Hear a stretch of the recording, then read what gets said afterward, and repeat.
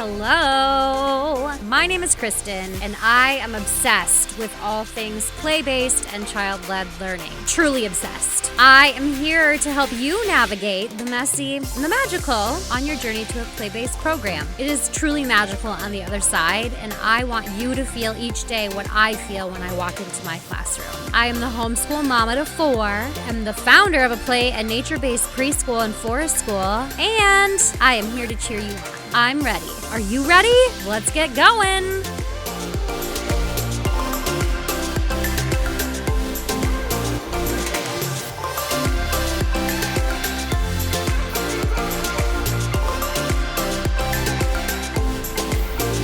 Welcome to episode 11. All right, so this is a question that I see floating around a lot. I've been asked this question quite a bit. I don't know if I have 100% solidified my answer to this question because it seems like it's ever evolving. So the question that I get asked a lot is, how do you talk to parents or the public or anyone about play and its importance for children in early childhood programs? Because play is seen as a novelty. The word play, the general public thinks it's the fun thing that happens after the work has been done. And that is the way our society views play for the most part. There is this beautiful little group of people, this little troop of people in the play-based learning world that know that play is learning. And we are having to be an army to fight for play. And I cannot wait for the day, I don't know when that will be. Hopefully it's sometime in my life, where there is a tilt, there is a shift, and all of a sudden, the academic programs are the ones who have to start proving that what they are doing is learning, and not just proving through a test or an assessment, but really proving it.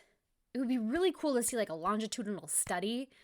I'm sure they're out there. I'm sure there's hundreds of them out there already. So of children who left, I know there is, academic programs and went on, and how the difference between play-based and academic-based. And it is so hard for me and many other people in this play-based learning world to have to continually find ways to defend our practice and defend what we are doing and why this is the avenue that we know is so good for young children.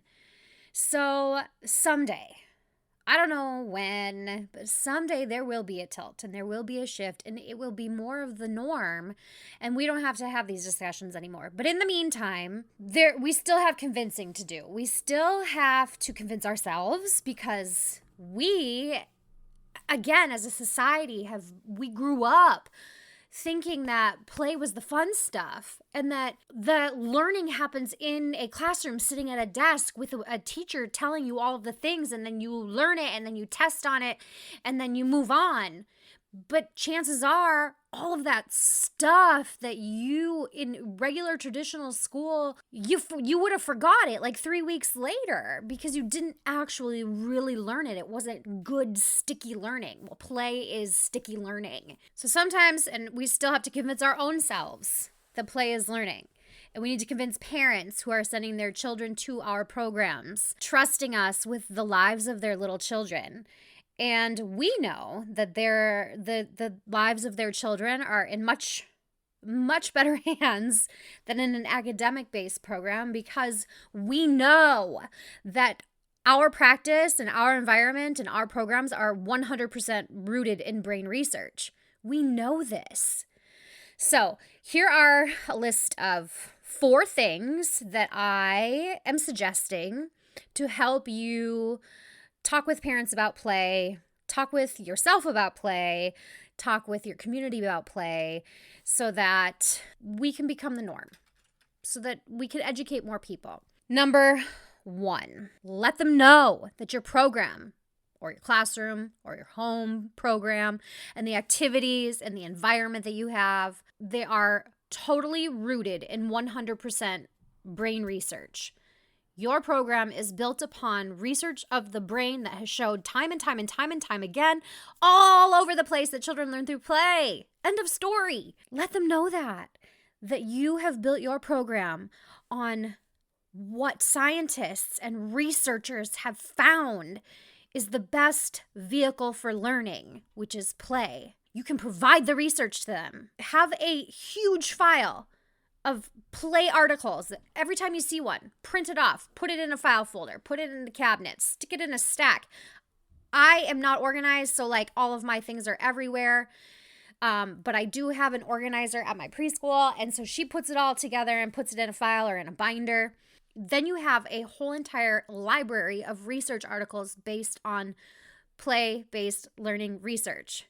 It doesn't even have to be research articles. Just anything you find that supports play-based learning, give it to them. Hand it to them. You could give them one a month if you like. Like print it off, send it home as a monthly newsletter. We have done that before in our program. Number 2, define play for them. Define it. Let them know that that we know that children are learning when they are engaged and they're deeply and meaningfully engaged in self-selected activities. Define play for them. Peter Gray has an excellent definition of play. If you aren't sure of it and you haven't listened, I think it's my second podcast where episode 2, where I define play. Go back and listen to that. It'll give you some great language to actual define play for people. I often like to use examples of us as adults. As adults, we are in after you've graduated college, you're not done learning. Like, you are not done learning. Use that as something to compare play to. So, as an adult, for me, I love to learn about play. I love it. I love to learn. I also love to learn about marketing. So I'm going to use marketing as my example. So if somebody were to give me a book on finance and say, here, I want you to read this, or accounting, read this cover to cover, and then I'm going to test you on it in a couple weeks and see how much you learn. Okay. I would resist. I would be like, this is horrible. I would have a bad attitude. I would have anxiety over it. It was not self-selected. It was something somebody told me to do. Somebody said, here, you might need to know about accounting someday. So here's all the things about accounting. You need to learn it, and we're going to test you.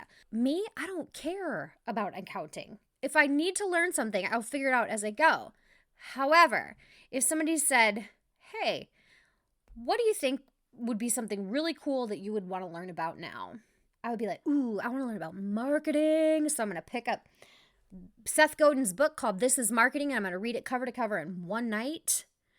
And I'm going to be able to rattle off all of the things marketing for the next 7 years of my life because it interested me. It was applicable to my life. It was knowledge that I was actually going to use that pertained to my life and what I needed at the time. And that is what adulthood is. We are constantly learning, but it's all self-directed learning. And so it's the same for little children. It's the same for all people. That when we select our own activities, we select our own learning, we select our own avenues, it's going to be much more applicable to our own lives, obviously, and it's going to be so much more intrinsic, and it's going to stick. That learning is going to stick because it's important. So, define play for them and give them an example. Let them know what an example would look like as an adult of learning through play, and have them look at it through that lens. The third thing, let them know that the environment in your classroom, in your home, in your program, that the environment is carefully planned out to facilitate learning. You use open-ended materials. The environment in a play-based classroom is a teacher of the children too. And that you have spent so much time carefully planning and selecting all of the things that are available to the children so that they can have a variety of things to choose from, because all children learn different and in different ways, and they're all going to pick different things. And so you have planned out that environment in such a meticulous way to facilitate learning for these children. So we view the environment as a third teacher. And I think that's it's very rooted in the Reggio Emilia approach to early learning. And take them obviously take them on a tour of the classroom. Have photos of your classroom. Do a tour online if you can't have people in person. But let them know that the environment is there for the children, and it is 100% the children are in control of the environment. And number 4, show them how play is learning. Take time each day, to document learning. And if you aren't sure how to document, I think I did a whole podcast on documentation. So you can go back and listen to that. I also have a free 17-page documentation guide on my website, learning-wild.com, that you can go and download for free. So you can get to work on documenting learning and what that means. The easiest way to start documenting, I would suggest, would be to take photos and post them somewhere that the parents of your program have access to, and then link all of those things in that photo to benchmarks or standards for your state. So if your state has any sort of standards or early learning benchmarks, ours in Minnesota are called the Minnesota Early Childhood Indicators of Progress. If your state has any of those things, you need to know them. You need to be very aware of what is going on in your state as far as early childhood standards and benchmarks, so that you can say, when this child was stacking blocks, they were working on fine motor skills, eye-hand coordination, and you can rattle off all of the things according to the standards that child was doing and learning in that moment when they were stacking blocks. Use big words, like big sciencey words and physics words and things like that. You could write a whole darn benchmark under the photo as a caption. Take a photo. This is a fun exercise I love to do. Take a photo and then get your benchmark book for your state. If your state doesn't have one, Minnesota's is excellent. There's actually a whole entire thing at the beginning of the Minnesota Early Childhood Indicators of Progress about play and how children don't learn through rote memorization, and how children learn through play. And so it's a fantastic resource if your state doesn't have a resource like that already. But I love to take a picture of a photo, and then I look through that book and I put every single benchmark that they are meeting underneath that photo. And sometimes it's like 50.